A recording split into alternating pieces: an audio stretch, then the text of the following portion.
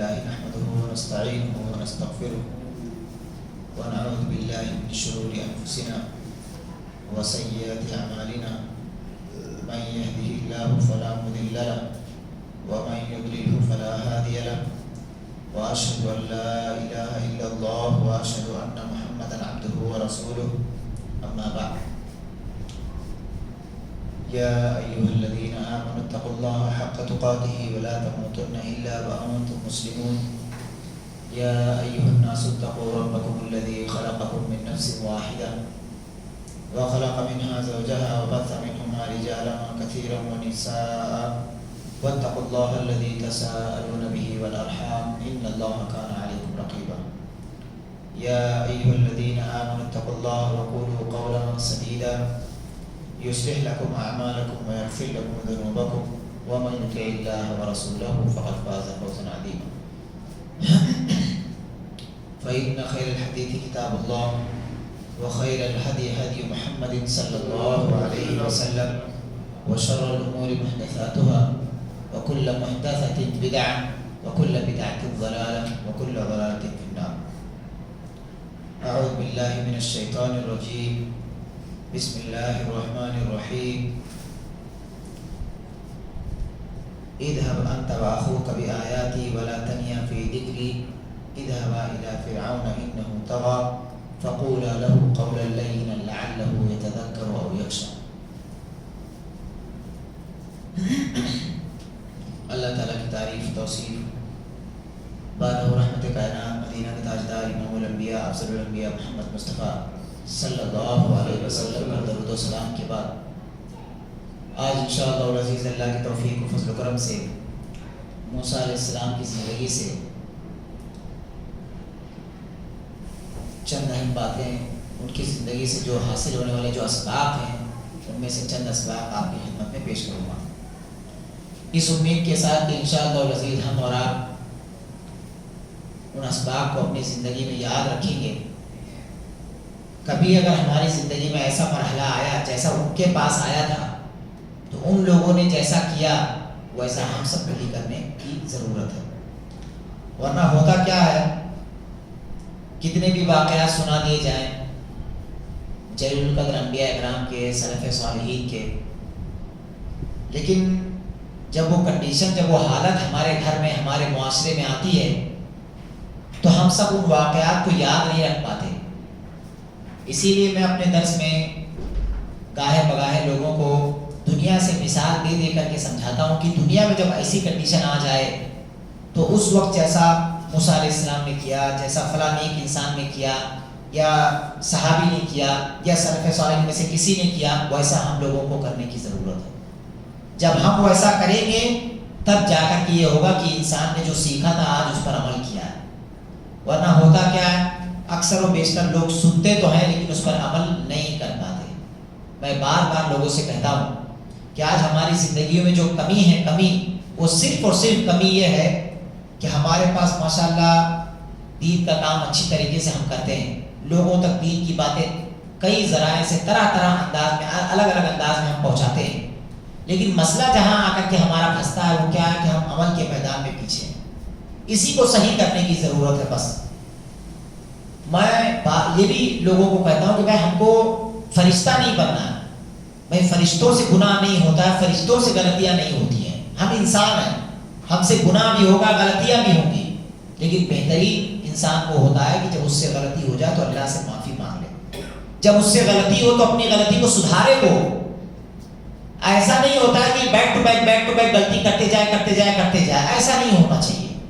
اچھا انسان وہی ہوتا ہے جب اس سے غلطی ہو جائے، گناہ ہو جائے تو اللہ سے معافی مانگے اور اپنے آپ کو درست راستے پر لانے کی، ہدایت پر اپنے آپ کو لانے کی کوشش کرے، ایسا ہی ہونا چاہیے۔ آج جو جس نبی کا، جس رسول کا تذکرہ ہے، اگر کوئی آپ سے کوئی بندہ پوچھے کہ قرآن کریم میں وہ کون سے رسول ہیں، کون سے نبی ہیں جن کا تذکرہ سب سے زیادہ بار اللہ تعالیٰ نے کیا، تو جواب کیا ہوگا؟ موسیٰ علیہ السلام۔ آپ غور کریں گے تو آپ کو پتہ چلے گا کہ ابراہیم علیہ السلام کے نام سے قرآن میں ایک سورت ہے، یوسف علیہ السلام کے نام سے قرآن میں ایک سورت ہے، لیکن موسیٰ علیہ السلام کے نام سے قرآن میں کوئی مستقل سورت نہیں ہے۔ لیکن سب سے زیادہ تذکرہ جس نبی کا ہے، جس رسول کا، وہ کون سے ہے؟ موسیٰ علیہ السلام۔ اگر جن جن آیتوں میں ان کا تذکرہ ہے ان سب آیتوں کو اگر جمع کیا جائے، اکٹھا کیا جائے، تو ان کی زندگی سے آپ دیکھیں گے کہ بہت سارے اسباق ہم سب کو ملتے ہیں، بہت سارے۔ اور اگر تفسیر کی کتابیں دیکھی جائیں تو کئی ایسے قصے تفسیر کی کتابوں میں موجود ہیں جس کی سند صحیح نہیں ہے، موضوع ہے، من گھڑت ہے، سخت ضعیف ہے، منکر ہے، لیکن وہ سارے قصے تفسیر کی کتابوں میں موجود ہیں۔ جو صحیح چیزیں ہیں موسیٰ علیہ السلام کی زندگی سے، جو صحیح اور ثابت چیزیں ہیں، ان میں سے کچھ چیزوں کا تذکرہ آپ کے سامنے کروں گا۔ پہلے موسیٰ علیہ السلام کا قصہ سناؤں گا، پھر اس کے بعد میں آپ کو بتاؤں گا کہ دنیا میں اگر ہمارے ساتھ کبھی ایسا ہو یا جو سامنے ہو رہا ہے، اس کنڈیشن میں ہم لوگوں کو بھی ویسا کرنے کی ضرورت ہے۔ کریں گے انشاءاللہ؟ ورنہ میں آپ کو پھر سے ایک بار کہہ رہا ہوں کہ جو قرآن کی جو قصے اللہ تعالیٰ نے بیان کیے وہ ایسے نہیں بیان کیے کہ بس بیان کر دیا آپ سن لو، دائیں کان سے سنو بائیں کان سے نکال دو، نہیں۔ وہ قصے اس لیے بیان کیے گئے ہیں تاکہ ہم لوگ ان سے سبق حاصل کریں، ہم لوگ ان سے عبرت حاصل کریں۔ وہ قصے اس لیے بیان کیے گئے۔ اگر اللہ تعالیٰ نے قرآن کریم میں کوئی ایسا قصہ بیان کیا کہ بھائی فلاں قوم نے فلاں گناہ کیا تو اس کا عذاب اللہ نے ایسا دیا، تو اس لیے بیان ہوا ہے، اس کا جو ایک مقصد ہے کہ ہم میں سے ہم لوگوں کو وہ گناہ نہیں کرنا ہے۔ اگر وہ گناہ کیا تو ممکن ہے کہ وہ عذاب بھی ہم پر آ سکتا ہے۔ اللہ تعالیٰ نے اگر کوئی اچھا قصہ بیان کیا کہ بھائی فلاں لوگوں نے ایسا ایسا کام کیا تو میں نے ان کو فلاں فلاں نعمتیں دی، تو ہم لوگوں کو کیا کوشش کرنی چاہیے کہ وہ کام ہم لوگوں کو بھی کرنے کی ضرورت ہے۔ امید ہے اللہ تعالیٰ ہم لوگوں کو بھی وہ نعمتیں سے جو ہے سرفراز کر دے۔ تو یہ جو قصے قرآن کریم میں بیان ہوئے ہیں ان کے جو مقاصد ہیں ان میں سے ایک مقصد یہ بھی ہے۔ آج جو آپ کے سامنے موسیٰ علیہ السلام کی زندگی سے جتنی باتیں رکھنی ہیں، وقت رہا تو انشاءاللہ 5 باتیں آپ کے سامنے رکھوں گا۔ پہلے موسیٰ علیہ السلام کا قصہ، پھر اس کے بعد دنیا سے جو سبق ہم کو، ان کی زندگی سے جو سبق ملتا ہے دنیا سے جوڑ کر کے آپ کو دکھانے کی کوشش کروں گا۔ سب سے پہلی بات موسیٰ علیہ السلام کی زندگی کی،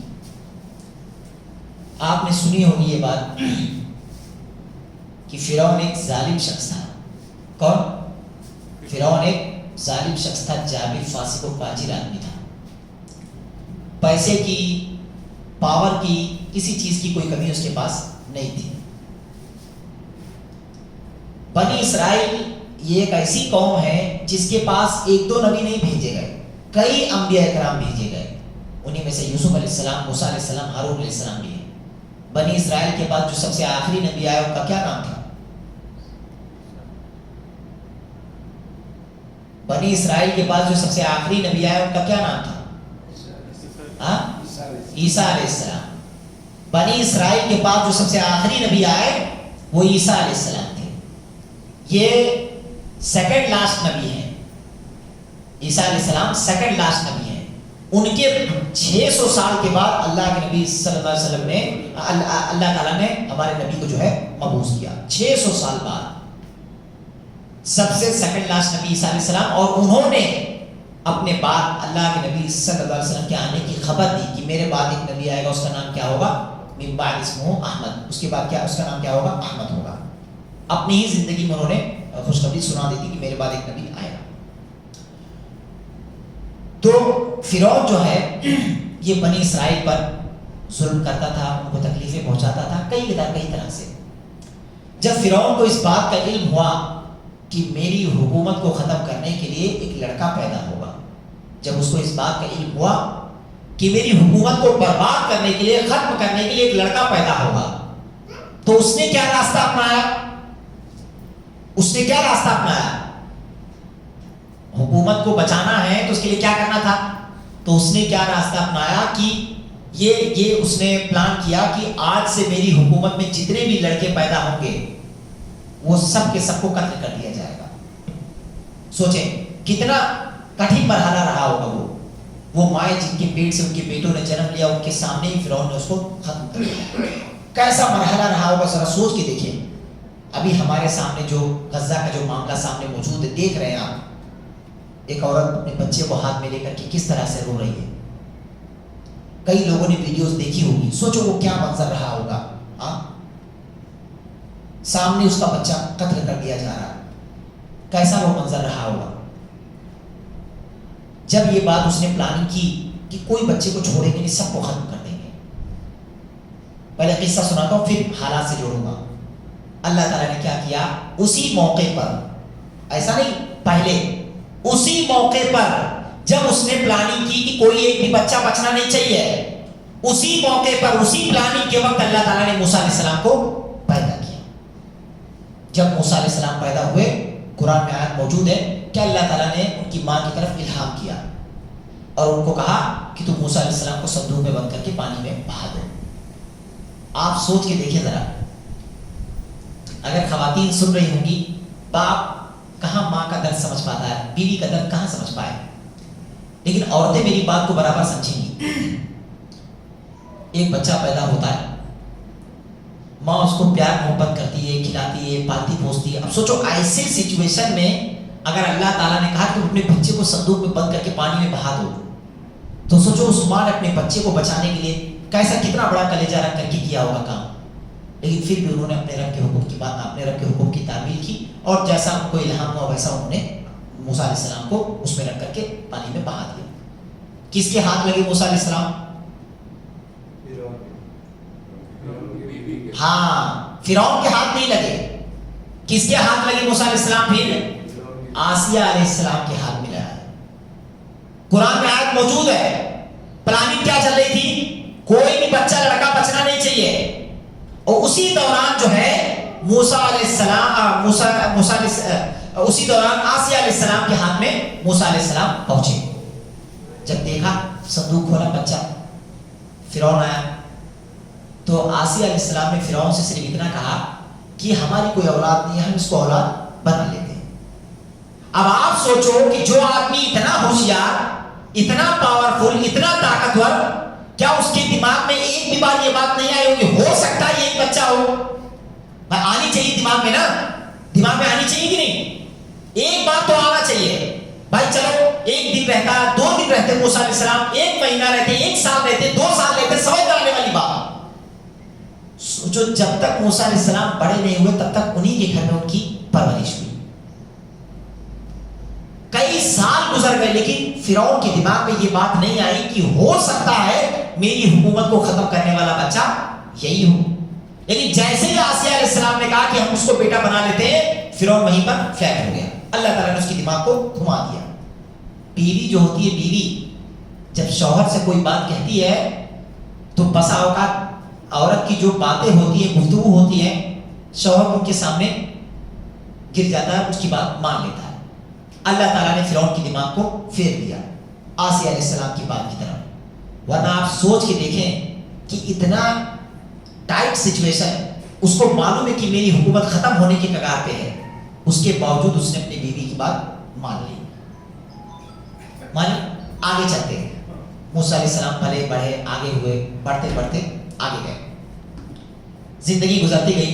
پھر آخر کار میں ایسا ہوا کہ بعد میں فرعون کو یہ بات پتا چلی کہ جو بچہ میری حکومت کو ختم کرنے والا تھا وہ میرے ہی گھر میں پل کر کے وہ بڑا ہوا. یہ جو قصہ ہے موسیٰ علیہ السلام کا، اس قصے سے جو پہلا پیغام میں آپ کو دینا چاہتا ہوں وہ یہ ہے. کسی کہنے والے نے کہا کہ جسے اللہ رکھے اسے کون چکھے. ہمارے یہاں کے جو احباب ہیں، بعض احباب اتنا ڈرتے ہیں، مجھے کبھی کبھار ان لوگوں کو دیکھ کر کے ایسا لگتا ہے کہ ان کا ایمان مضبوط نہیں ہے. میں بار بار لوگوں کو قصے سنا کر کے یہ بتانے کی کوشش کرتا ہوں کہ اپنے ایمان کو مضبوط بنانے کی ضرورت ہے. بہت سارے لوگ کیا کہتے ہیں جانتے ہیں؟ الیکشن سے پہلے، ابھی تو سب کو پتا چل گیا، اس پر گفتگو کرنے کی کوئی حاجت نہیں ہے. الیکشن سے پہلے لوگوں نے کہا فلاں آدمی ہے، ساری جگہ اپنے لوگوں کو اس نے بیٹھایا ہوا ہے، اب اس کو یہاں سے ہٹانا امپاسبل، اب وہ تو جو چاہے وہ کر سکتا ہے. بہت مسئلے، بہت مسائل ہیں، دقت کا مسئلہ، پتہ نہیں ہمارا وجود ہندوستان میں رہے گا نہیں رہے گا، نہ جانے کیسی باتیں کی ان لوگوں نے. میں بار بار لوگوں سے کہتا رہا کہ لوگوں کو ڈراؤ مت، ان کو حوصلہ دو. کیا بتانے کی ضرورت ہے؟ وَمَا كَرُوا وَمَا كَرَ اللَّهُ وَاللَّهُ خَيْرُ الْمَاكِرِينَ. جو پلاننگ کرنے والے وہ کرتے رہیں، اللہ تعالیٰ بہترین تدبیر کرنے والا. بھروسہ رکھو اللہ پر. ارے اتنا ڈرنے کی کیا ضرورت ہے بھائی؟ جب اللہ کہتا ہے تبارک الذی بیدہ الملک، بادشاہت اس کے ہاتھ میں، ان اللہ علی کل شیء قدیر، اللہ ہر ہر چیز کرنے پر قادر ہے، تو کیا اللہ تعالیٰ ان کی حکومت کو ختم کرنے پر قادر نہیں ہے؟ کیا چک سے ان کی حکومت کو بدل نہیں سکتا اللہ تعالیٰ؟ جب ہمارا ایمان اس بات پر ہے تو ڈرنے کی کیا ضرورت ہے؟ ضرورت کس بات کی ہے؟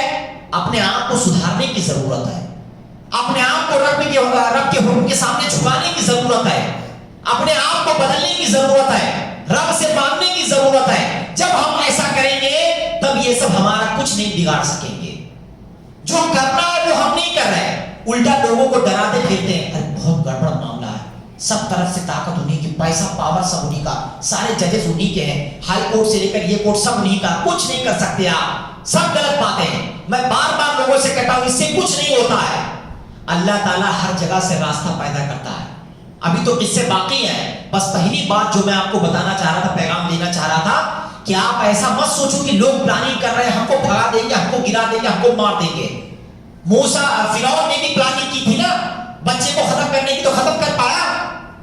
اللہ تعالیٰ چاہتا تو موسیٰ علیہ السلام کو کہیں اور بھی پرورش کرا سکتا تھا اللہ تعالیٰ، لیکن اللہ تعالیٰ نے دنیا کے لوگوں کو یہ بتانے کی کوشش کی، یہ بتانا چاہا، اللہ تعالیٰ نے پیغام دیا کہ میں جو ہے امپاسبل طریقے سے لوگوں کو بچا سکتا ہوں، میں ہر چیز کرنے پر قادر ہوں، میں چاہوں تو کیا سے کیا نہیں ہو سکتا۔ لیکن ہم سب پتہ نہیں کیوں اتنے متزلزل ہو جاتے ہیں، ہمارا ایمان ڈگمگا جاتا ہے۔ جب ہمارا یہ ایمان ہے کہ اللہ تعالیٰ ہر چیز کرنے پر قادر ہے، یہ واقعہ ہم کو اس بات پر یہ سبق دیتا ہے کہ اللہ تعالیٰ ہر چیز کرنے پر قادر ہے۔ ہم کیوں ڈر جاتے ہیں اتنا زیادہ؟ کیوں ہم یہ سوچنے لگ جاتے ہیں سب ان کے ہاتھ میں، سب ان کے ہاتھ میں، پیسہ پاور سب ان کے ہاتھ میں، یہ ہم کو ختم کر دیں گے، لڑا دیں گے، اڑا دیں گے؟ ہم کو کیوں ایسا سوچتے ہیں؟ بھائی ایسا سوچنے کی ضرورت نہیں ہے۔ ہم کو موسیٰ علیہ السلام کا یہ قصہ ہمیشہ یاد رکھنے کی ضرورت ہے، ہم کو اپنے آپ کو صحیح کرنے کی ضرورت ہے۔ ہم اگر اپنے رب کی بات مانتے رہیں گے، اپنے نبی کی سنت پر چلتے رہیں گے، یہ دنیا کے ظالم لوگ ہمارا کچھ بھی بگاڑ نہیں سکتے۔ جب اللہ تعالیٰ موسیٰ علیہ السلام کو بچا سکتا ہے، فرعون کے گھر میں ان کی پرورش کرا سکتا ہے، اللہ تعالیٰ ہم کو بھی یہاں آباد رکھ سکتا ہے، کوئی ہم کو ہاتھ لگا نہیں سکتا۔ ایمان مضبوط رکھنے کی یہ پہلی بات جو میں آپ کو بتانا چاہ رہا تھا۔ آگے کچھ بھی ہو ہماری یہاں پر ہماری سرزمین پر، اس قصے کو ہمیشہ یاد رکھیں کہ جہاں کوئی راستہ نہیں ہوتا وہاں اللہ تعالیٰ راستہ پیدا کرتا، وہاں بہترین تدبیر کرنے والا۔ ایمان کو مسلمانوں کو ڈرانے کی ضرورت نہیں ہے، ان کو اور حوصلہ دینے کی ضرورت ہے، ایسے وقت پر ان قصے کو سامنے رکھنے کی ضرورت ہے۔ یہ پہلی بات، پہلا قصہ، پہلا سبق۔ دوسری بات، آگے چلتے ہیں۔ موسیٰ علیہ السلام بڑے ہوئے، موسیٰ علیہ السلام نے اللہ تعالیٰ سے کہا کہ میرے بھائی کو بھی میرے ساتھ نبی بنا دو، میرے ساتھ تعاون کرے گا، مددگار کے لیے میرے بھائی کو بھی بنا دو۔ اللہ تعالیٰ نے موسیٰ علیہ السلام کی بات مانی اور ہارون علیہ السلام کو بھی نبی بنا دیا، نبی بن گئے۔ جب اللہ تعالیٰ نے ان سے کہا اذهب انت واخوك، تم اور تمہارے بھائی دونوں جاؤ، کس کے ساتھ؟ میری نشانیوں کے ساتھ، آیاتی، میری نشانیوں کے ساتھ تم سب جاؤ۔ کہاں جانا ہے؟ کہاں؟ فرعون کے پاس۔ ابھی آگے آ رہا ہے، اللہ نے کہا تم جاؤ دونوں، کس کے ساتھ؟ میری نشانیوں کے ساتھ جاؤ۔ ولا تنیا فی ذکری، یہ جو مشن تم کو دے رہا ہوں اس میں مجھے بھولنا مت۔ دیکھ رہے اللہ تعالیٰ دعوت کے لیے بھیج بھی رہا ظالم بندے کے پاس، تو اس میں کیا کرنا ہے اس کو بتانے سے پہلے اللہ نے کہا کہ تم جا تو رہو لیکن مجھے مت بھولنا۔ ولا تنیا فی ذکری، میرے ذکر میں سستی مت کرنا، کوتاہی مت کرنا، مجھے کثرت سے یاد کرتے رہنا۔ پھر آگے اللہ کہہ رہا اذهبا الی فرعون، کیا کہہ رہا؟ تم دونوں جاؤ فرعون کے پاس۔ کیسا ہے وہ؟ اس کی کنڈیشن بھی بیان کی، انہ طغی، ایسا نہیں کہ بہت شریف آدمی ہے، وہ بہت نیک آدمی ہے۔ اللہ کیا کہہ رہا؟ سرکش انسان ہے، ظالم آدمی ہے، تم کو بھیج رہا ہوں تم دونوں کو اس کے پاس۔ موسیٰ علیہ السلام بھی یہ بات جانتے تھے، لیکن پھر بھی اللہ تعالیٰ نے بتایا کہ فرعون کے پاس بھیج رہا ہوں، وہ ظالم ہے، سرکش انسان ہے۔ فقولا لہ، تم دونوں جب جانا اس کے پاس تو انداز کیسا ہونا چاہیے؟ اللہ نے پھر یہ بتایا فقولا لہ، اللہ تعالیٰ نے ان سے کیا کہا؟ قولا، تم دونوں جب اس سے بات کرنا، گفتگو کرنا تو کیسے کرنا؟ قولا لینا، نرمی سے گفتگو کرنا، سختی سے نہیں، نرمی سے۔ سوچو آپ، اتنا ظالم بندہ ہے اور اس سے اللہ تعالیٰ گفتگو کرنے کے لیے کس لہجے میں کہہ رہا ہے؟ فقولا لہ، تم دونوں اس سے کیسے گفتگو کرنا؟ قولا لینا، نرمی سے گفتگو کرنا۔ لعلہ یتذکر او یخشی، امید ہے کہ وہ نصیحت حاصل کرے یا ڈر جائے۔ ہم سب کا عقیدہ ہے کہ نہیں کہ اللہ تعالیٰ عالم الغیب ہے؟ دنیا میں کسی کا عقیدہ ہے کہ جو یہ مانتا اللہ عالم الغیب نہیں ہے؟ سب مانتے ہیں نا؟ سب مانتے ہیں. آپ اس آیت پر غور کر کے دیکھیں، آپ کیا اللہ تعالیٰ یہ بات پہلے سے نہیں جانتا تھا کہ فرعون جو ہے ایمان لائے گا کہ نہیں لائے گا؟ جانتا تھا. اس کے باوجود اللہ تعالیٰ نے حجت قائم کرنے کے لیے موسیٰ علیہ السلام اور ہارون علیہ السلام کو بھیجا. ساتھ ساتھ میں اس کی کنڈیشن بھی بتائی، کیسے اس سے گفتگو کرنا وہ بھی بتایا. پھر یہ کہا کہ امید ہے کہ وہ کیا ہو جائے، ڈر جائے یا نصیحت حاصل کرے. اس واقعے یہ جو لمحہ ہے موسیٰ علیہ السلام کی زندگی کا، اس سے میں 2 باتیں آپ کو بتانا چاہتا ہوں. پہلی بات یہ، ہمارے ہم معاشرے میں کئی احباب ایسے ہیں جو یہ کہتے ہیں کہ وہ فلاں آدمی ہے، بہت بیکار آدمی، بہت خراب آدمی ہے، میں اس کو کچھ نہیں سمجھاتا، میں اس کو دعوت دینے کی ضرورت نہیں ہے. بولے نہیں وہ بیکار آدمی، اس کو کتنا بھی سمجھا وہ سمجھنے والا نہیں ہے. یہ طریقہ ہمارا نہیں ہونا چاہیے.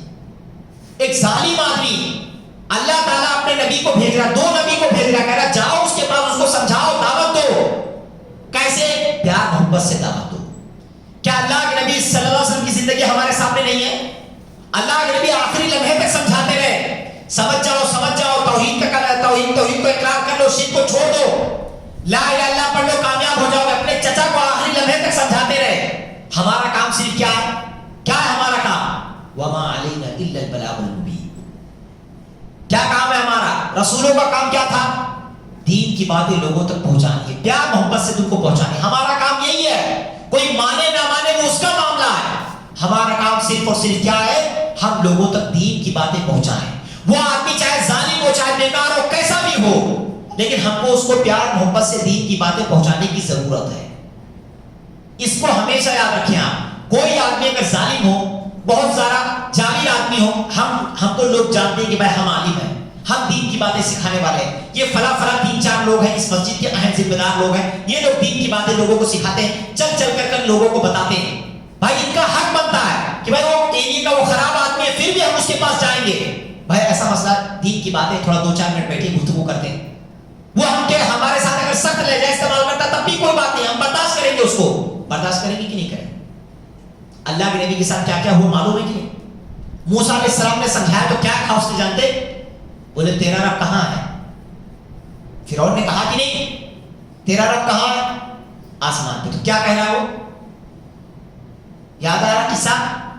کہتا سی ڈی لے کر کے دیکھو کہ تیرا رب کہاں ہے. دیکھ رہے؟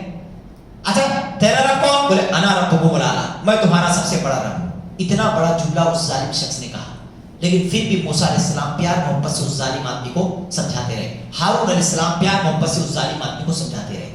ہمارا بھی کام کیا ہے کہ سامنے والا اگر کوئی آدمی سخت جملہ کہہ رہا ہے، کوئی غلط جملہ کہہ رہا ہے، یہ کہہ لیجیے کہ اس نے ایسا جملہ کہہ دیا کہ اللہ تعالیٰ کی وحدانیت سے ٹکرا رہا ہے، تب بھی ہم کو پیار محبت سے کیا کرنا ہے؟ اس سے گفتگو کرنا، اس کو سمجھاتے رہنا، اس کو چھوڑنا نہیں ہے. ہمارا کام کیا ہے؟ پیار محبت سے اس کو سمجھاتے رہا جائے. جہاں تک ہماری طاقت ہے، جس انداز میں ہم سمجھا سکتے ہیں اس انداز میں سمجھائیں گے، لیکن کیسے؟ نرمی کے ساتھ، پیار محبت سے سمجھائیں گے. دوسری بات، ہم کو سمجھانا کس نیت سے، کس امید سے ہے؟ لعلہ یتذکر او یخشی.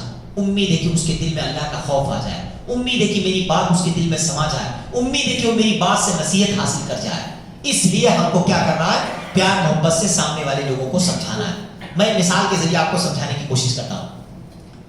جس معاشرے میں ہم سب رہتے ہیں، ہمارے ہاں غیر مسلموں کو دعوت دینے کا معاملہ تھوڑا سا کم ہے، لیکن ہمارے جو اپنے لوگ ہیں، اپنے لوگ ہماری جماعت 2-4 اگل بغل کے اور احباب ہیں، سمجھ رہے ہوں گے میں اشارہ کر رہا ہوں، اور بھی جو دوسری جماعتیں ہیں. جب بات آتی ہے کہ بھائی پیار محبت سے اپنی بات ان تک پہنچائی جائے، تو ہمارے جو دوسرے بھائی ہیں وہ سرے سے کہتے ہیں کہ بھائی ان کی مجلسوں میں مت بیٹھو. لیکن ہمارا معاملہ ایسا نہیں ہے. ہم تو خود ان سے جا کر کے گفتگو کرتے ہیں، پیار محبت سے ان کو سمجھاتے ہیں. میں جہاں رہتا ہوں ممبئی سینٹرل میں، وہاں پر آپ دیکھیں گے اپنی جماعت کی کوئی مسجد وہاں نہیں ہے، لیکن جب بھی میں اپنے امی کے یہاں جاتا ہوں، ہمارے دوست احباب ملتے ہیں.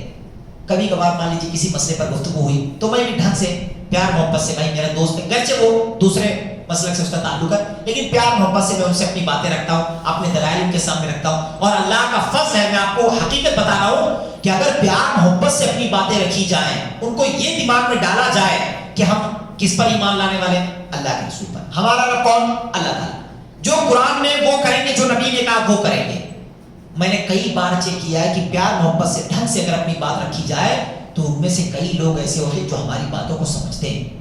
ہمارا بس کام یہی ہے کہ چاہے سامنے والا ظالم ہو چاہے نہ ہو، چاہے کیسا بھی بندہ ہو، ہم کو اس کو پیار محبت سے دین کی دعوت دینی ہے، اس امید کے ساتھ کہ لعلہ یتذکر او یخشی، امید ہے کہ وہ نصیحت حاصل کر جائے، اللہ یا اس کے دل میں اللہ کا خوف پیدا ہو جائے. تیسری بات، موسیٰ علیہ السلام دعوت دیتے رہے، ان کے بھائی بھی دعوت دیتے رہے. دیتے اخیر میں جب اللہ تعالیٰ نے کہا موسیٰ علیہ السلام سے کہ تم اپنے جو تم پر ایمان لانے والے لوگ ہیں ان کو لے کر کے تم باہر نکلو، شہر سے اپنے باہر نکلو. موسیٰ علیہ السلام ان کو لے کر کے نکلے. چلتے چلتے کہاں پہنچے؟ کہاں پہنچے؟ جب لے کر کے موسیٰ علیہ السلام نکلے تو جب جہاں جا کر کے پہنچے سامنے سمندر، پیچھے فرعون کا لشکر. جب فرعون کو پتا چلا کہ موسیٰ علیہ السلام اور ان کے اوپر ایمان لانے والے لوگ موسیٰ علیہ السلام کو لے کر کے نکلے، موسیٰ علیہ السلام اپنے اوپر ایمان لانے والے لوگوں کو لے کر کے نکلے، فرعون بھی اپنا لشکر پیچھے لے کر کے نکلا. موسیٰ علیہ السلام چلتے کہاں پہنچے؟ سمندر کے پاس. سامنے گئے تب بھی ڈوب کے مریں گے، پیچھے گئے تب بھی پکڑ لیے جائیں گے اور مارے جائیں گے. جب یہ سچویشن دیکھی کس نے؟ موسیٰ علیہ السلام کے ساتھ جو تھے لوگ، ان کے متبعین. جب ان لوگوں نے دیکھا کہ یہ منظر، یہ نظارہ دیکھا، کیا سامنے گئے تب بھی مرنا ہی ہے، سمندر کہاں تک کب تک تیریں گے، تب بھی مرنا، پیچھے گئے تب بھی مرنا ہے. تو ان میں سے جو ان کے متبعین تھے ان لوگوں نے کیا کہا؟ قال اصحاب موسیٰ انا لمدرکون. موسیٰ علیہ السلام کے ساتھیوں نے کیا کہا؟ اب تو ڈیفینیٹلی ہم پکڑ لیے جائیں گے. جھٹ سے موسیٰ علیہ السلام نے اپنی قوم کو جواب دیا. کیا کہا موسیٰ علیہ السلام نے؟ کلا ان معی ربی سیہدین. جیسا انہوں نے جملہ استعمال کیا ویسے ہی موسیٰ علیہ السلام نے ان کو سکھایا بھی، ان کا تعاقب بھی کیا. انہوں نے کیسے انا، تاکید کے ساتھ، ڈیفینیٹلی، انا لام بھی لگا ہوا ہے، تاکید کے ساتھ کہا کہ اب تو پکا ہے ہم پکڑ لیے جائیں گے. جواب بھی موسیٰ علیہ السلام نے اسی حساب سے دیا، لا نہیں کہا، کلا کہا. کیا کہا؟ جو عربی جاننے والے لوگ وہ جانتے ہیں، جیسا انہوں نے جملہ استعمال کیا ویسے ہی جواب بھی دیا موسیٰ علیہ السلام نے، کلا، ہرگز نہیں، اللہ میرے ساتھ ہے، وہ مجھے راستہ دکھائے. راستہ دکھائے، دنیا جانتی ہے. یہاں جو میں سبق آپ کو بتانا چاہتا ہوں دو باتیں. تو ہم میں سے بہت سارے لوگ ایسے ہیں کہ جب سامنے سچویشن دیکھتے ہیں، حالت دیکھتے ہیں، تو کبھی کبھار ان کا ایمان ڈگمگا جاتا ہے. کبھی کبھار جب اگر ہم میں سے کوئی آدمی ایسا ہو لگے کہ ہاں اس کا ایمان ہلکا سا ڈگمگا رہا ہے، تو ہم میں سے جو آدمی مضبوط ایمان والا ہو، اچھی طرح سے اللہ پر بھروسہ کرنے والا ہو، اس آدمی کو سنبھالنے کی ضرورت ہے. اس کو برا بھلا کہنے کی ضرورت نہیں ہے.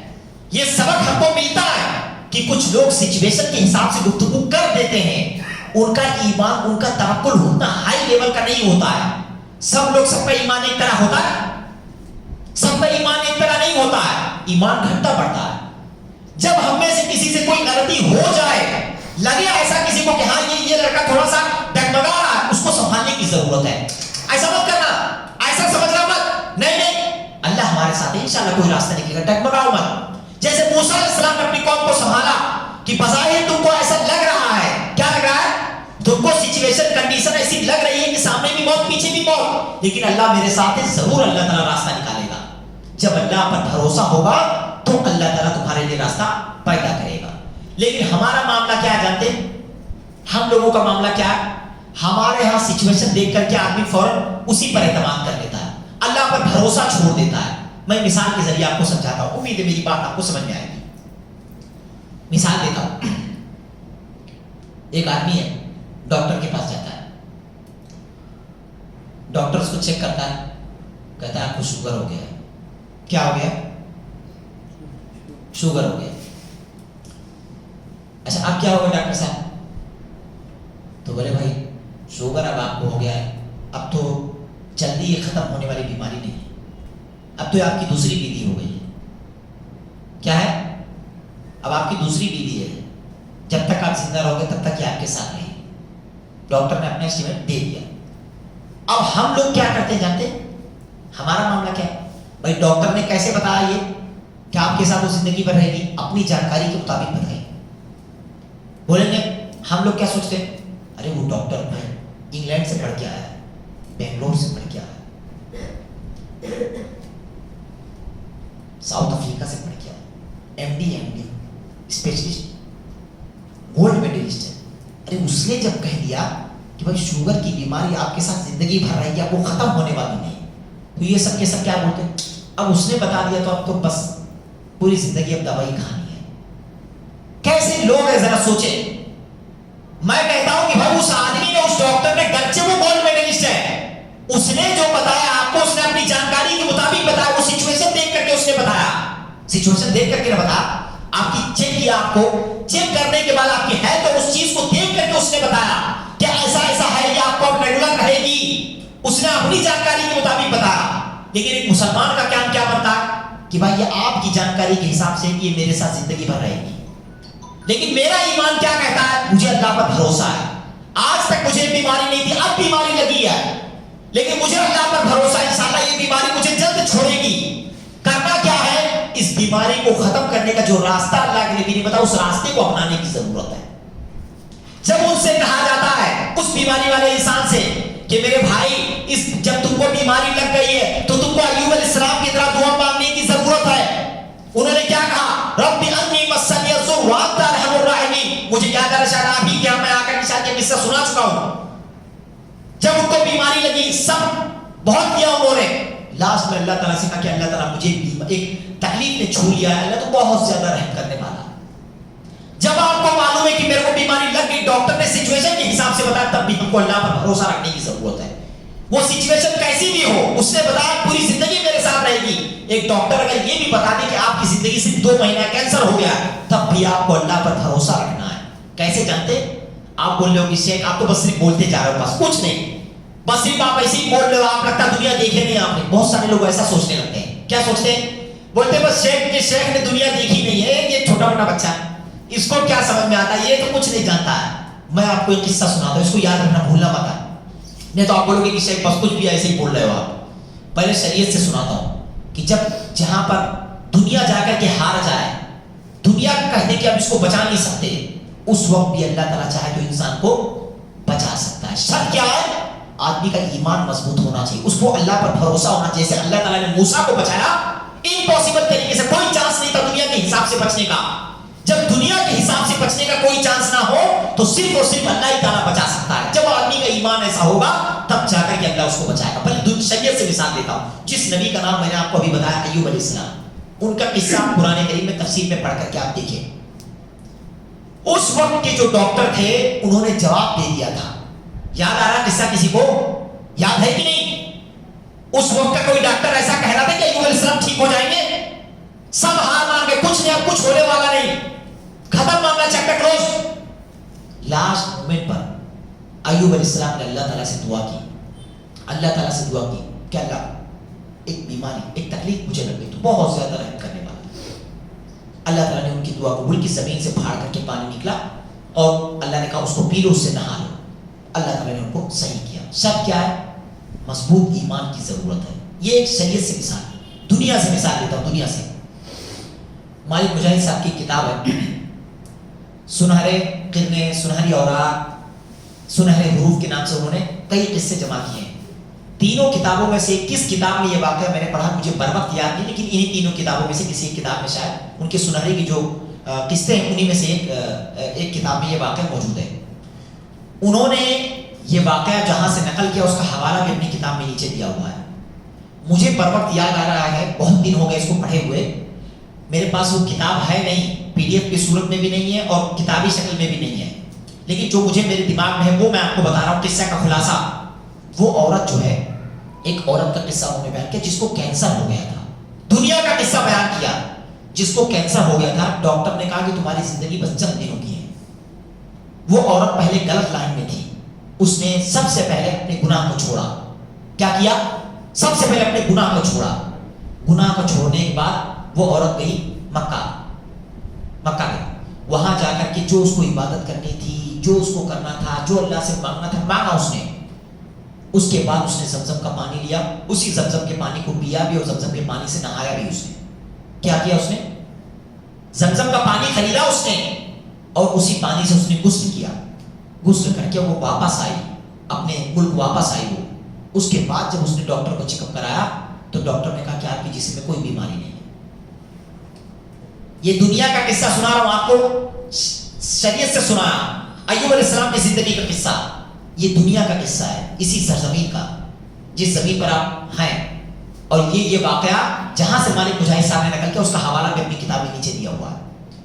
ڈاکٹر دیکھ کر کے حیران تھے کہ یہ کیسا چمتکار ہو گیا کہ جس عورت کی زندگی چند لمحوں کی تھی, اس عورت کے جسم میں کوئی بیماری ہے ہی نہیں.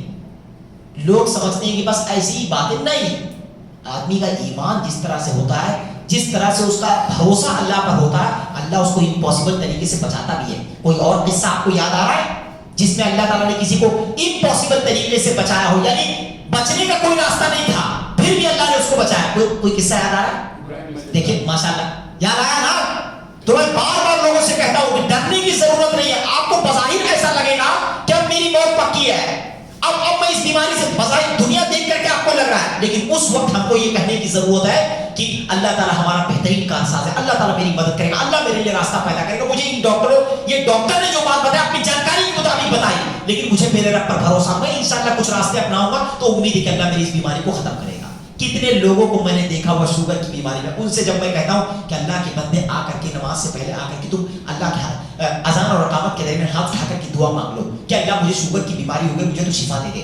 اللہ کے بندوں کم سے کم رات میں آخری پہر میں اٹھ کر کے 2 رکعت نماز پڑھ کر کے, کتنی مشہور حدیث ہے. لیکن ان سب کو جب دوا بتاؤ, اللہ کے نبی کی جب دوا بتاؤ, یہ نہیں سمجھتے.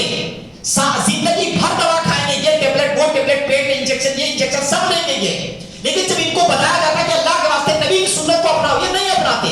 ان کو کہتا ہوں کہ بھائی اذان اقامت کے درمیان میں آ کر کے اللہ سے مانگو, اللہ تم کو شفا دے گا. کم سے کم تم رات میں ایک آخری پہر میں اٹھ کر کے 2 رکعت نماز پڑھ کر کے اللہ سے مانگ لو کہ اللہ تعالیٰ میں ابھی تک ٹھیک ٹھاک تھا, میری زندگی ٹھیک ٹھاک چلے, اچانک ایسا ہو گیا, اللہ تو اس بیماری کو ختم. اور ڈاکٹر کہتا نہیں صحیح ہوگا, اللہ تعالیٰ میں جانتا ہوں کہ تو ہر چیز کرنے پر قادر ہو, میں تیرا گنہگار بندہ ہوں, اللہ تو مجھے معاف کر دے, میرے گناہ کو بخش دے اور میری اس بیماری کو تو ختم کر دے. مانگنے کا ڈھنگ سے مانگو تو صحیح, طریقے سے مانگو تو صحیح. دینے والی ذات دیتی ہے, لیکن ہم سب مانگتے نہیں, کہتے ہار گیا. اللہ کے واسطے کم سے کم سمجھو, نہیں سمجھتے یہ سب. اللہ کے واسطے اپنے آپ کو بدلنے, بھروسہ رکھنے کی ضرورت ہے, اپنے ایمان کو مضبوط کرنے کی ضرورت ہے. جو دوا نبی نے بتایا اس نبی پر عمل کرنے کی ضرورت ہے. تو جو قصہ میں آپ کو بتا رہا تھا کہ اس وقت جو سچویشن تھی کہ سامنے بھی موت پیچھے بھی موت, اس کے باوجود موسیٰ علیہ السلام نے اللہ پر بھروسہ کیا. اللہ نے کیسے بچایا جانتے کہ نہیں؟ جب فرعون اور اس کی جو نسل ہے پوری, اس نے کبھی سوچا نہیں تھا کہ ایسا ہوگا, سمندر پھاڑ کر کے راستہ بنے گا, سمندر ایسے دو طرف سے سمندر ایسے پانی رک جائے گا, ایسا کبھی کسی نے سوچا تھا؟ امپاسبل طریقے سے اللہ تعالیٰ نے موسیٰ علیہ السلام اور ان کے اوپر ایمان لانے والے لوگوں کو اللہ تعالیٰ نے بچایا. آج بھی میں کہتا ہوں اللہ کے واسطے کسی شعر کا شاعر کو وہ شعر یاد آتا ہے کہ آج بھی ہو جو براہیم صاحب ایمان پیدا, آگ کر سکتی ہے انداز گلستان پیدا. شک کیا ہے, ہمارا ایمان ویسا ہونا چاہیے, اللہ پر ایسا بھروسہ ہونا چاہیے, تب جا کر کے اللہ تعالیٰ ہماری حفاظت فرمائے گا. کتنی بات؟ 3 بات. چوتھی بات, اسی میں آگے جو قصہ ہے قرآن میں موجود ہے, جب موسیٰ علیہ السلام اس راستے سے نکلے, ان کے ماننے والے بھی اس راستے سے نکلے. کس راستے سے؟ جو راستہ اللہ نے بتایا, فضرب مارو لاٹھی بعصاک الحجر, مار تو سمندر پہ لاٹھی راستہ بن جائے گا. مار دے, موسیٰ علیہ السلام کا راستہ بن گیا. موسیٰ علیہ السلام اور ان کے ماننے والے نکلے. جیسے وہاں پہنچے, پار ہوئے, یہاں سے فرعون اور اس کا لشکر داخل ہوا. قرآن میں آیت موجود ہے کہ جیسے وہ لوگ وہاں سے نکلے, یہ لوگ سب داخل ہوئے, اللہ تعالیٰ نے پانی کو ملا دیا. پھر کیا کہتا اللہ تعالیٰ؟ حتی اذا ادرکہ الغرق, کیا کہتا اللہ تعالیٰ؟ جب فرعون ڈوبنے لگا تو کیا کہتا ہے؟ قال آمنت انہ لا الہ الا الذی آمنت بہ بنو اسرائیل وانا من المسلمین. کب کہہ رہا ہے؟ کب؟ پوری زندگی موسیٰ علیہ السلام نے سمجھایا, اللہ کے بندے سمجھ جا میری بات. ان کی قوم نے بھی کہا جو کیا نام ہے, سمجھ جاؤ موسیٰ علیہ السلام پر ایمان لاؤ, لیکن یہ سب کے سب ماننے والے نہیں تھے. کتنے پیار محبت سے سمجھا, میں نبی ہوں, میری بات مانو. اپنا معجزہ بھی دکھایا, لاٹھی کا معجزہ, ید بیضا, سب کچھ دکھایا, اس کے باوجود وہ ایمان نہیں لایا. کب ایمان لایا؟ باقاعدہ اس پر میں نے ایک الگ سے خطبہ دیا تھا کہ قرآن کریم اور احادیث مبارکہ کا اگر جائزہ لیا جائے تو آپ کو کئی ایسی چیزیں ملتی ہیں کہ فلاں وقت میں لوگ ایمان لاتے ہیں. کب؟ فلاں وقت میں, جس وقت ایمان لانے کا کوئی فائدہ نہیں ہوتا. انہی میں سے ایک وقت یہ بھی ہے جب انسان عذاب کو دیکھ لے, جب انسان عذاب کو دیکھ لے, جب انسان موت کو دیکھ لے, اس کے بعد ایمان لائے تو اس کا ایمان کچھ فائدے مند نہیں ہوتا ہے. جب وہ ڈوبنے لگا تو کیا کہتا؟ آمنت انہ لا الہ الا اللہ, میں ایمان لاتا ہوں اس اللہ پر, اس معبود پر ایمان لاتا ہوں جس معبود پر بنو اسرائیل ایمان لائے, وانا من المسلمین, اور میں مسلمانوں میں سے ہوں. دیکھ رہے ہیں ساری ہیگڑی نکل گئی اس کی. کب؟ جب ڈوبنے لگا تھا. لیکن اللہ تعالیٰ نے قرآن میں کیا اصول بیان کیا ہے کہ جب کوئی قوم عذاب کو دیکھ لے, عذاب کو دیکھنے کے بعد اس کا ایمان مقبول نہیں ہوتا ہے. جب کوئی انسان موت کو دیکھ لے تو موت کو دیکھنے کے بعد اس کا ایمان مقبول نہیں ہوتا ہے. اس واقعے سے جو میں آپ کو بتانا چاہتا ہوں وہ یہ ہے کہ جب دنیا میں آپ کو باتیں سمجھائی جائے, یہ تو فرعون ظالم بندہ تھا, جب دنیا میں کسی کو یہ بات سمجھائی جائے کہ اللہ کے واسطے سود سے بچو, اپنے آپ کو بچانے کی کوشش کرو, جب دنیا میں آپ کو یہ بات بتائی جائے کہ رشتہ داری کو جوڑو, اپنے آپ کو مضبوط کرو, اپنے سگے بھائیوں سے مضبوطی سے بن کے رہو, اپنے پڑوسیوں کے ساتھ اچھے معاملات رکھو, اپنی ماں اور بہنوں کو میراث میں حصہ دو, کسی کے اوپر ظلم کرنے سے بچو, جو ہمارے ماتحت لوگ ہیں ان کا صحیح ڈھنگ سے خیال کرو, ان کے اوپر کسی طرح کا ظلم مت کرو, چاہے وہ خادم ہو, چاہے وہ امام ہو, چاہے وہ کوئی بھی ہو, ہمارا پڑوسی ہو, ہماری بیوی ہو, ہمارے بچے, یہ سب ماتحت لوگ ہیں, ان میں سے کسی کے ساتھ ظلم مت کرو, ان کا جو صحیح حق ہے ان کو پہنچاؤ. جب پیار محبت سے لوگوں کو سمجھایا جائے تو اللہ کے واسطے سمجھنے کی کوشش کرو, اوور ایکٹنگ مت کرو, جیو ڈیجیٹل لائف میں مت آؤ. اگر زیادہ ایکٹنگ کرنے کے چکر میں آؤ گے, زیادہ ایٹیٹیوڈ دکھاؤ گے تو ہوگا کیا ہوگا جانتے ہیں؟ فرعون بھی بہت ایٹیٹیوڈ, انا ربکم الاعلی, اس سے بڑا ایٹیٹیوڈ کیا ہوگا بتائیں ذرا. جب ڈوبنے لگا تو کہتا آمنت انہ لا الہ الا الذی آمنت بہ بنو اسرائیل وانا من المسلمین. آپ لوگ بھی جب سمجھایا جائے تو سمجھو, ورنہ بہت سارے لوگ کب سمجھتے جانتے, میں نے اپنے خطبے میں بیان کیا تھا, کچھ احباب ایسے ہوتے ہیں جیسے ہی وہ آدمی بستر پر تھک ہار کر کے بیمار کے لڑکا کہ اب ختم, اب تو بستر پر آ گرے ہیں, تب کہتا کہ یار میرے سے غلطی ہو گئی. اس وقت وہ آدمی کہہ رہا تھا کہ اس گناہ کو مت کر, لیکن میں پیسے کی لالچ میں نے آ کر کے یہ گناہ کر دیا. وہ مولانا کہہ رہے تھے کہ مت یہ سب چیزیں نوٹ پر مت لو, یہ سب چیزیں شریعت میں جائز نہیں, لیکن میں نے ان کی بات مانی نہیں. آج میں جا کر کے اپنی بیوی بچوں کے ساتھ باہر روڈ پر میں کھڑا ہوا ہوں. میں نے کہا اگر ان کی بات مان لی ہوتی تو آج ایسا نہیں ہوتا. جب ان کو سمجھا, اللہ کے واسطے سمجھنے کی کوشش کرو. کوئی بھی آدمی جب دین کی بات آپ کو سمجھا, ایٹیٹیوڈ مت دکھاؤ. زیادہ ایٹیٹیوڈ دکھاؤ گے تو ہوگا کیا, آپ کو لاسٹ میں جا کر کے پچھتاوا ہوگا کہ کاش کہ میں نے اس بندے کی بات مان لی ہوتی. ایک اور قصہ آپ کو یاد آ رہا, ایک اور نبی نے اپنی قوم کو, اپنے گھر والوں کو سمجھایا لیکن نہیں سمجھے. کب سمجھے جانتے, کب بات سمجھ میں آئی؟ نہیں, ایک اور قصہ ہے. کب سمجھ میں آیا جانتے, میں آپ کو ہنٹ دیتا ہوں کب سمجھ میں آیا. جب قیامت کا منظر دیکھا سب پر, تب کہتا اب میں تیری بات مانتا ہوں. میں یہ قصہ سنا چکا ہوں یہاں پر.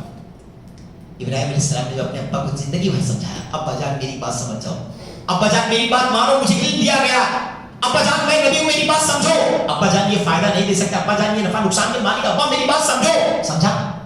آزا سمجھا نہیں. وہ صحیح بخاری موجود ہے, قیامت کا منظر ہے, سامنے سے آزر آتا ہے, ابا جان میں نے آپ سے کہا تھا کہ میری بات مان لو. ابراہیم علیہ السلام کیا کہتے ہیں, ابا جان میں نے آپ سے کہا تھا کہ میری بات مان لو.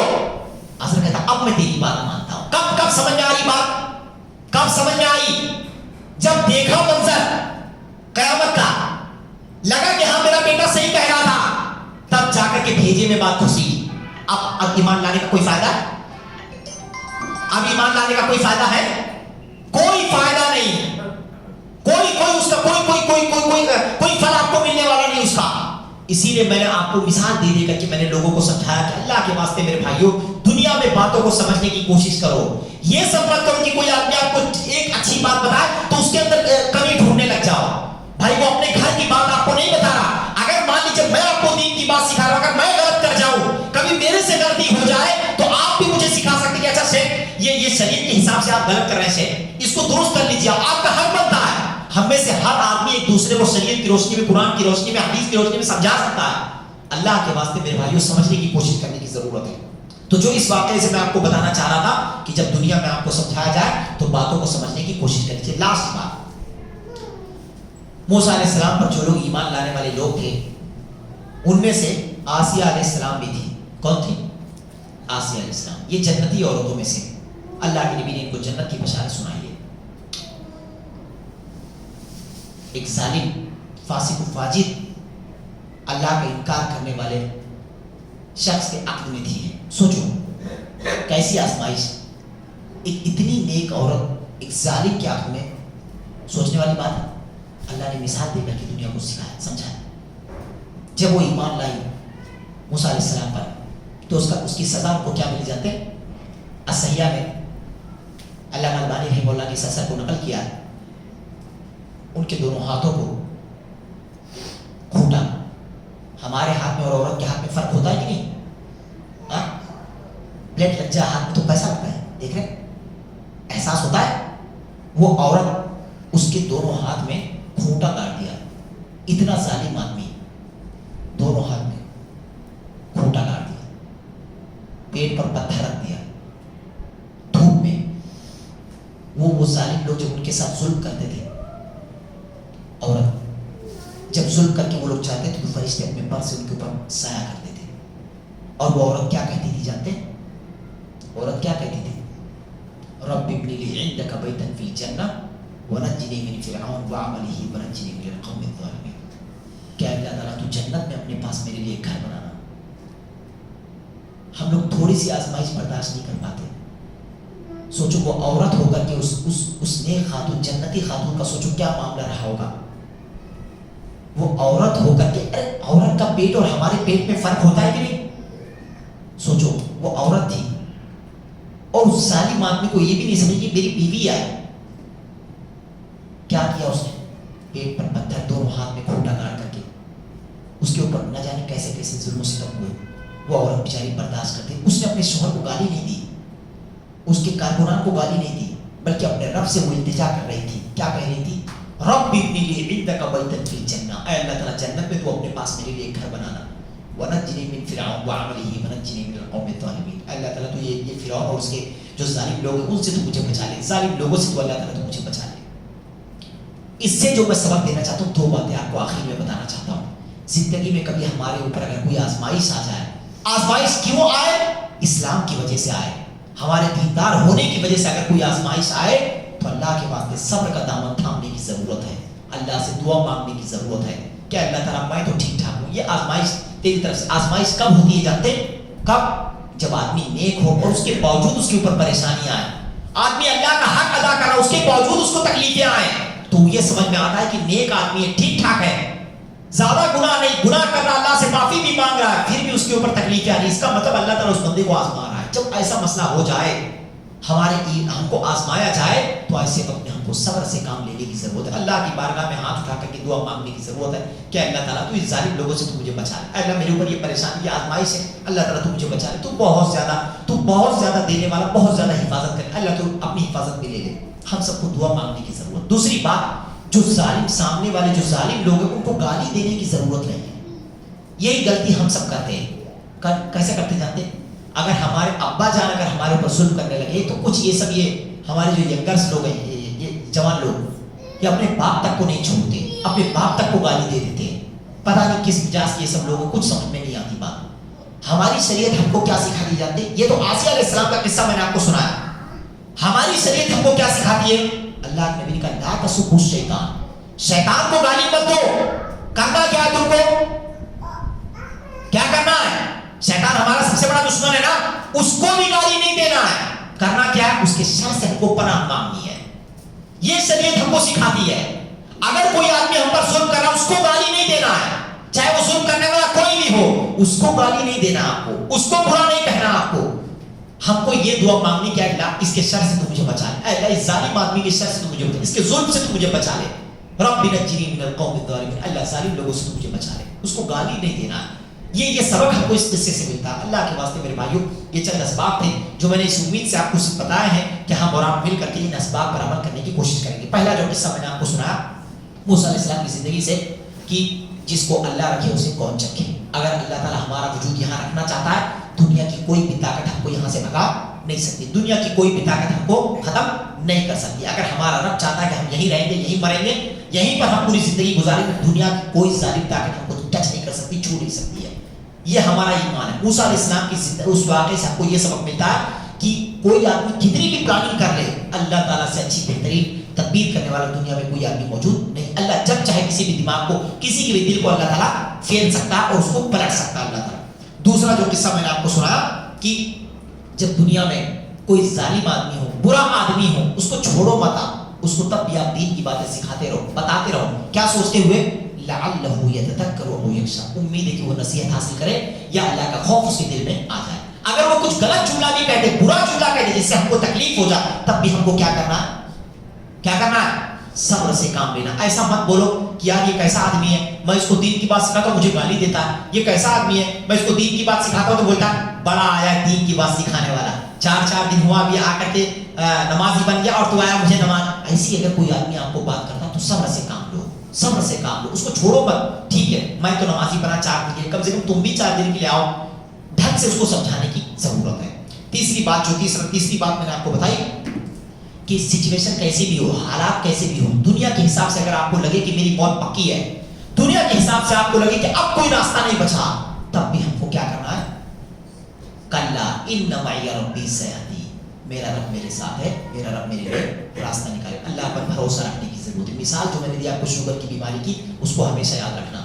دنیا میں کوئی بھی تکلیف آپ کو آ جائے, بظاہر آپ کو لگے کہ بچنے کا راستہ نہیں ہے, اس سے چھٹکارے کا راستہ نہیں ہے, لیکن اللہ تعالیٰ پر بھروسہ رکھو, اللہ سے مانگو, اللہ سے التجا کرو کہ اللہ مجھے بظاہر لگ رہا نہیں راستہ, لیکن تو بہترین راستہ نکالنے والا, کوئی نہ کوئی راستہ تو نکال دے. اللہ تعالیٰ چاہے گا تو انشاءاللہ آپ کو بچ لے. لاسٹ بات جو میں نے, آخری بات آپ کو بتایا, چوتھی بات جو میں نے بتائی کہ اگر دنیا میں جب آپ کو سمجھایا جائے, بتایا جائے, تو دنیا میں باتوں کو سمجھنا چاہیے, اس سے سبق حاصل کرنا, ایٹیٹیوڈ نہیں دکھانا چاہیے, اتنا زیادہ گھمنڈ نہیں ہونا چاہیے کہ مولانا تو جب بھی آتے ہیں بس بولتے ہیں اللہ کے نبی نے کہا, رسول نے یہ کہا, بار بار یہ آ کے بتاتے ہیں, بار بار بتاتے ہیں سود مت کھاؤ, یہ مت کھاؤ, وہ مت کرو. مولانا کو کیا سمجھ میں آتا؟ مولانا کبھی 1 کروڑ روپے دیکھے کیا؟ ان کو کچھ سمجھ میں نہیں آتا. وہ کبھی زندگی میں 4 پہیہ گاڑی میں گھوم نہیں پائیں گے. دیکھتا ہوں کیسے نکال پاتے بغیر سود کے, نہ جانے کیسی کیسی بہکی باتیں لوگ کرتے ہیں. پوری زندگی گاڑی میں نہیں گھومیں گے چلے گا, لیکن سود میں انوالو نہیں ہوں گے. پوری زندگی میں گھر میں نہیں رہوں گا چلے گا, بھاڑے کی زندگی پوری زندگی کاٹوں گا, لیکن کبھی میں حرام طریقے سے سود کی طرح سے میں گھر خریدنے کے لیے تیار نہیں. وہ سچا مسلمان ہوتا. جب آپ کو بتایا جائے تو باتوں کو سمجھو, ورنہ ہوگا کیا, مرنے کے بعد جب ہم نظارہ دیکھیں گے یا بستر پر جب آ جائیں گے, اس وقت پچھتانے سے کچھ ہونے والا نہیں ہوتا. لاسٹ بات جو میں نے بتائی, جب کسی کے اوپر کوئی آزمائش آ جائے, کوئی تکلیف آ جائے, تو ایسے وقت میں 2 باتوں کا خیال کرو. ظالم آدمی کو کبھی گالی مت دو, برا مت کہو, اس کے شر سے پناہ طلب کرو, اللہ تعالیٰ سے دعائیں کرتے رہو. دوسری بات, جب آزمائش آئے تو اللہ کے واسطے صبر سے کام لو. اگر کوئی آدمی صبر سے نہ کام لے سکے تو دوسرا آدمی اس کو صبر دلائے کہ بھائی تھوڑا سا صبر کر, امید ہے اللہ تعالیٰ ہم لوگوں کے راستہ پیدا کرے گا. اللہ تعالیٰ سے دعا کرتا ہوں کہ بارے رہا تو ہم سب کو اللہ اور اس کے رسول کی تعلیمات پر عمل کرنے کی توفیق دے. تو ہم سب کو موسیٰ علیہ السلام کی زندگی سے جو سبق ملتا ہے ان اسباق کو اپنی زندگی میں عملی طور پر عملی جامہ پہنانے کی توفیق دے. اللہ تعالیٰ ہم سب کو موسیٰ علیہ السلام کی زندگی سے سبق حاصل کرنے کی توفیق دے. آمین. وآخر دعوانا الحمد للہ رب العالمین. السلام.